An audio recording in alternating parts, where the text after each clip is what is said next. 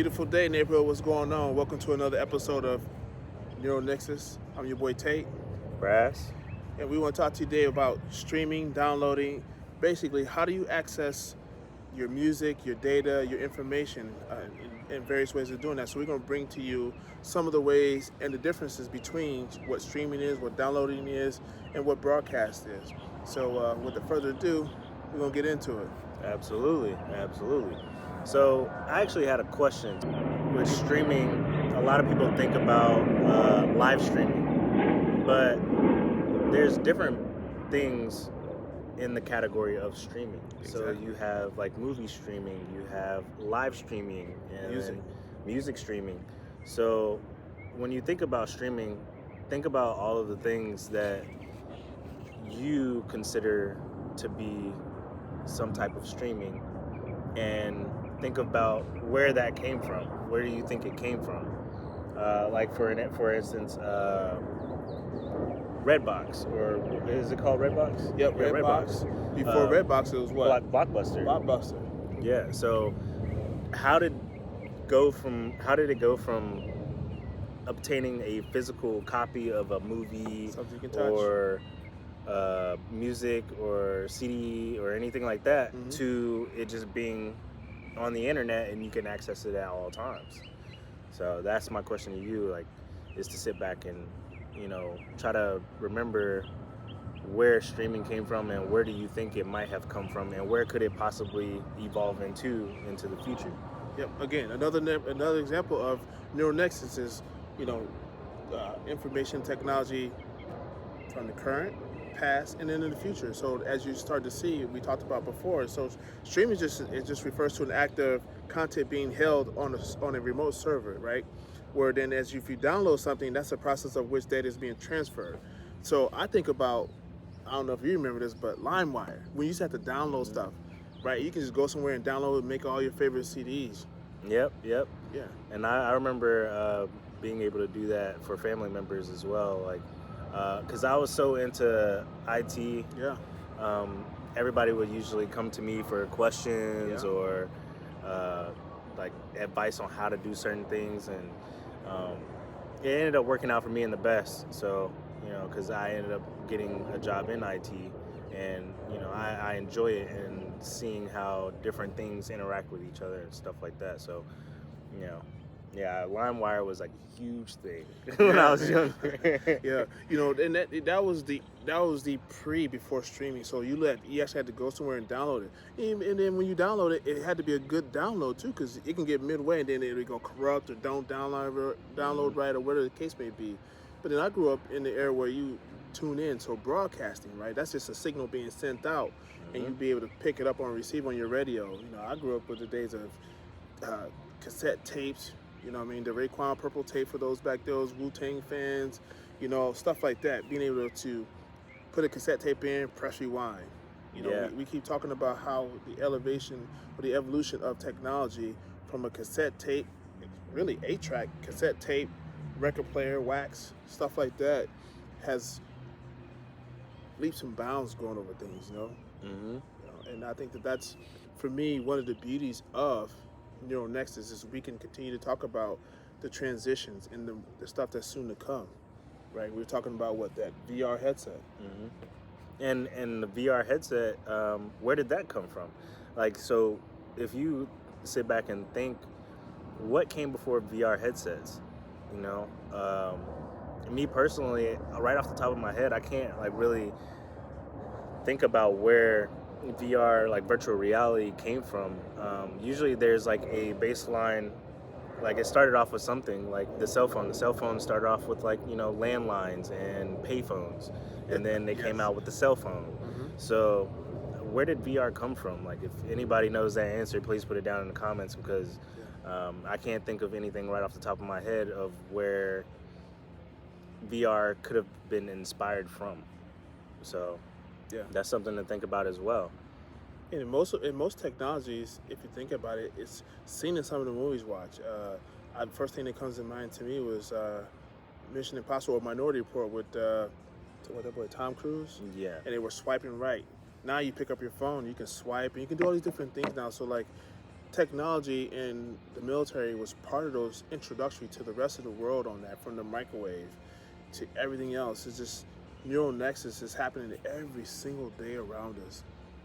And what would we be without it? You know what I mean? Like I think we've discussed it a few times. Like, man, I couldn't imagine that. And I actually have a question actually for you, because this was brought up to me. Sure. And so when you think about technology in general, Right. and the human body in general, how do you, like, if you think about it, like, you know, your brain is like a computer itself. That's the best right? PC on the planet. So how does technology evolution affect human evolution? First, I'm gonna say that's a great question. What I've learned in my time on this earth is it's all frequency based, right? Certain things or certain tunes or frequencies can make you react a certain way. You ever be someplace and you listen to your favorite music? It's your favorite music because it makes you feel a certain type of way, and it's just a tune, a frequency that makes you go some type of way. I go to the gym. I'm not gonna listen to classical music, although I love classical music. It's not something I work out to. You know, I throw in my boy 50 or something like that to get me going. I stay in the zone. So it's the frequency that works you out with that. I think it's all neural, like our podcast, neural. Something that moves you from the inside out. And that's the huge thing with technology as well, because frequency has become a part of technology. Yes. And speaking of frequencies, it's the same thing like what you said before with radio stations. Right.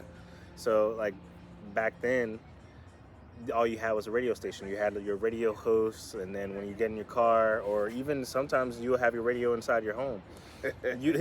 So you would just sit there, tune in, and then be jamming out, you know, and then hear nice conversations from the host, and then next you know, your next music comes back on. Yeah. But nowadays, they have things such as audio podcasts, and they also have streaming, like music streaming platforms, where you don't have to, you know, wait on your favorite song to come on, or just try to guess when your favorite song is going to come on. You can just go straight to it, click it, and put it on repeat, and it'll just keep playing over and over and over again. Yeah. And then you don't even have to have it in your phone storage as well, because it's all on the internet. It's all in the cloud.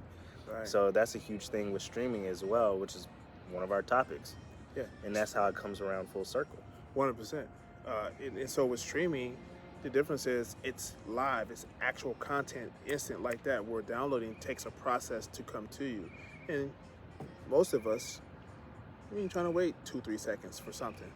You know, the circle of death when your things buffering and things like that. That's all part of a downloading process. Where streaming now is just like instant. Like, I want it right now. As long as you have some type of internet connection, you can literally, it's limitless on the different things you can do with streaming. You have movie streaming. You have movie streaming platforms now. So instead of you going out to buy a DVD or going out and renting a DVD and getting a late fee, that too, you can just go on your movie streaming platform, subscribe to their program, and then there's movies, TV shows, everything. So streaming has come like a long way, especially like now, because they're starting to do a lot of things through streaming, not just movies and TV shows, but also like renting services. Yeah. So even they live stream renting services where people will come out and, you know, give you maybe like a t-shirt to try, right? It's like a subscription. They give you a t-shirt to try. And then if you don't like it, just give it back at the end of the week. So like a trial period, 100%. And I think that's the beauty of where we are today in the world is you can get something, try it. If you like it, cool. If you don't, you can send it back. And the days of having a receipt is still here, but it's slowly drifting away.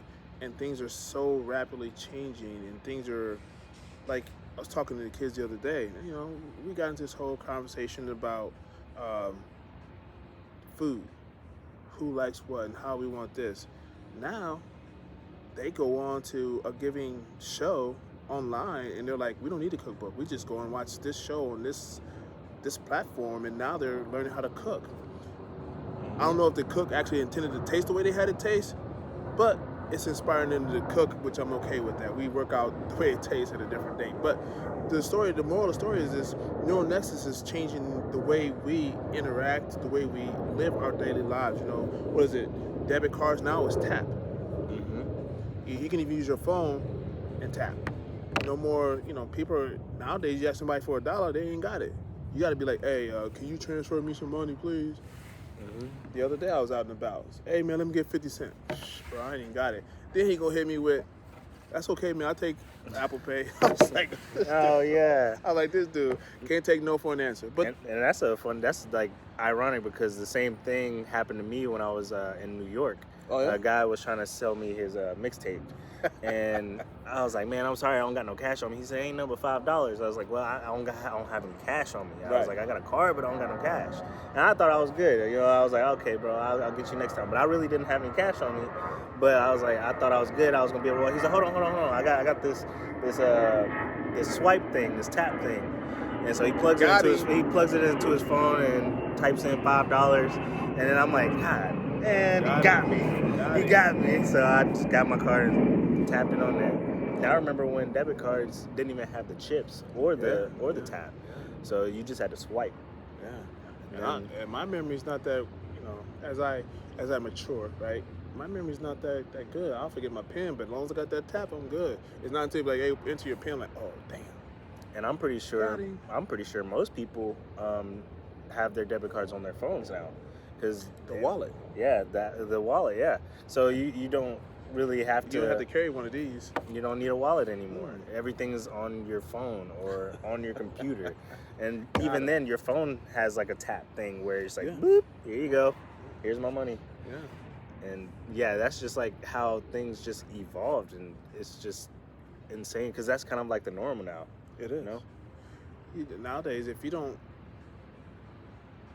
have some level of understanding with technology, people look at you kind of weird.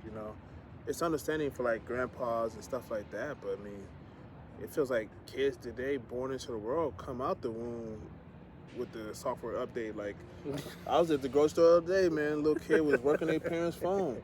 I'm like, how they get a tablet at the age of like 4? God. Right? At 4. I thought about 4, but it was back in the day. But you see little kids nowadays, they working these things like they've been to school already. I see kids all the time walking around with iPads and things like that. I was like, when I was younger, I couldn't even have a cell phone. Like, and even then, the cell phone wasn't as advanced as they are now. It was just kind of like little pixelated numbers and pixelated letters. Yeah. So I'm like, all right, well. And imagine that, that's just where we are, man. And again, it's just been a beautiful day here for us. Absolutely. We hope that your day's been well. We love the support we've getting this far. So thanks to everyone who's subscribed. Continue to subscribe. Continue to leave comments. We appreciate all the love that we're getting. We could not do this without your support. So and please know that. And the feedback. Good, better, and different. We embrace it, man. We just want to be better. And we want to continue to provide and answer questions and then learn as we go, right? Unity makes everything better.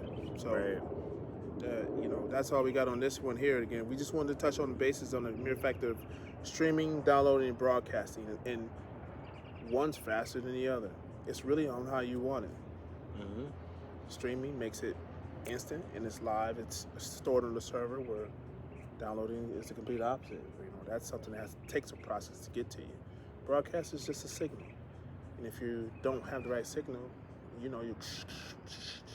that type of situation. You don't get that buffer. 100%, man, 100%.